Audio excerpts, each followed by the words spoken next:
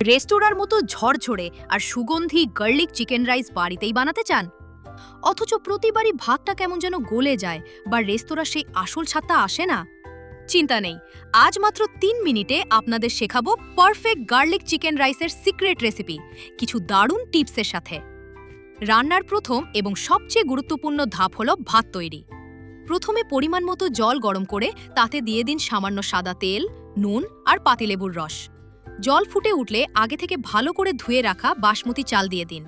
মনে রাখবেন, চালটা কিন্তু আমাদের ৮০% সেদ্ধ করতে হবে, পুরোটা নয়।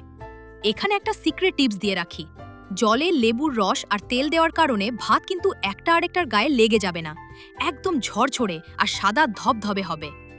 ভাত হয়ে গেলে জল ছড়িয়ে ফ্যানের নিচে একটু ঠান্ডা করে নিন। এবার কড়াইতে তেল গরম করে প্রথমে কুচানো রসুন হালকা লাল করে ভেজে নিন। রসুনের মিষ্টি গন্ধ বেরোলেই দিয়ে দিন কুচানো পেঁয়াজ। এই গার্লিক রাইসের উৎপত্তি কিন্তু এশিয়ান কুজিনে, বিশেষ করে ফিলিপিন্সে একে সিনানগাগ বলা হয়। রসুন বা গার্লিক শুধু যে খাবারের স্বাদ বাড়ায় তা নয়, এতে আছে প্রচুর অ্যান্টিঅক্সিডেন্ট যা আমাদের ইমিউনিটি বাড়াতে আর হার্ট ভালো রাখতে দারুণ সাহায্য করে। তাই স্বাদ আর স্বাস্থ্য দুই মিলবে এক প্লেটে।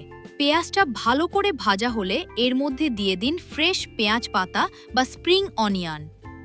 সামান্য নেড়েচেড়েই এতে যোগ করুন ২০০ গ্রাম ছোট টুকরো করে কাটা বোনলেস চিকেন। এবার আসি সবচেয়ে ইম্পর্ট্যান্ট টিপসে। চিকেন দেওয়ার পর কিন্তু আঁচ একদম কমানো যাবে না। হাই ফ্লেমে রেখেই নুন, গোলমরিচের গুঁড়ো আর ১ চামচ সোয়া সস দিয়ে চিকেনটা চটপট ভেজে নিতে হবে।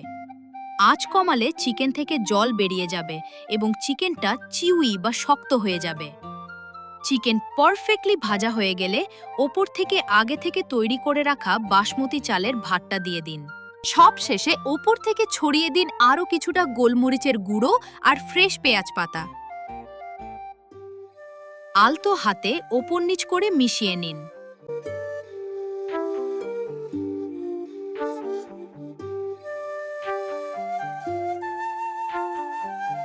এবার গ্যাস বন্ধ করে কিছুক্ষণ ঢাকা দিয়ে রাখুন, যাতে রসুনের ফ্লেভারটা ভাতের ভেতর ভালোভাবে ঢুকে যায়।